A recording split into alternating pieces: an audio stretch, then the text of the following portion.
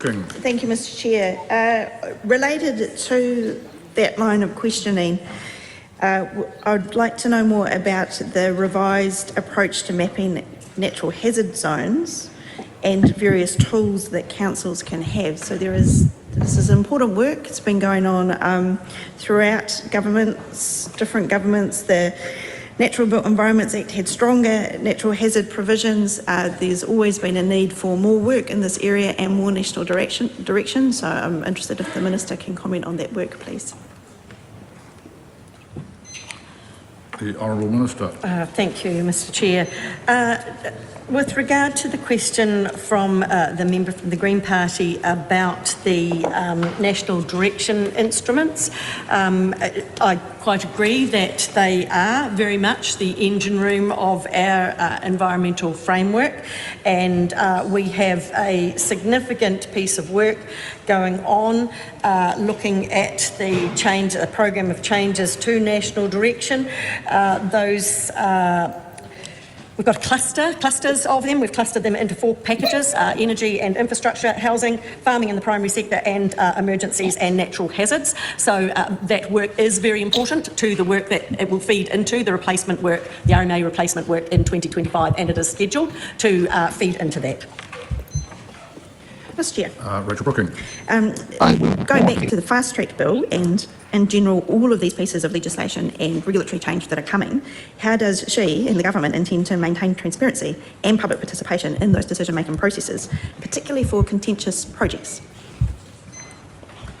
Well, just very briefly, Mr. Chair, of course, the member asking questions is on the Select Committee and working through the process of the Fast Track Bill at the moment, and nothing has come back yet. It's due back in mid-October, and so I have no doubt that she will make fulsome input into the report that comes back from the Select Committee. Mr. Chair, well, I'm pleased that the Minister has that faith in me, but the questions here are to her as the Minister and are about what she is doing, and not just in that fast track piece of legislation, but there's a whole lot of other regulations and bills. There's one for primary production at the moment, and there's been press releases about all of the national instruments being changed as well. So where does she see public participation in the resource management system? How important is it to her that community can have a say in the planning decisions that are made around them? Mr. Chair. Good question. Looking forward into more resource management change, does the Minister agree with Minister Chris Bishop that property rights are equally as important as heritage protection? And if so, how does that work, and how will the government address cases where economic development interests directly conflict with long-term environmental or heritage values? Mr. Chair, Mr. Chair, we have committed to ensuring that there is transparency and there is a process which allows consultation and valuable input. Particularly, our consultation has started with a range of iwi in terms of specific parts of the national changes to national direction, and the Associate Minister may be able to talk a little bit more there, but it's a commitment that we have made to Po Taio that we will certainly engage fulsomely in consultation there, specifically around those freshwater regulations. So the processes that we are working through are the normal processes that you would expect to see in terms of a bill working through.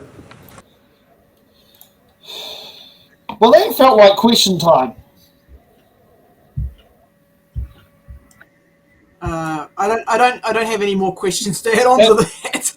I got distracted by my kids. Oh, okay, yeah. So does that just show how boring it is? And yeah, it was good that our remote editor told me, okay, Peggy's a bit boring listening at normal speed. Okay.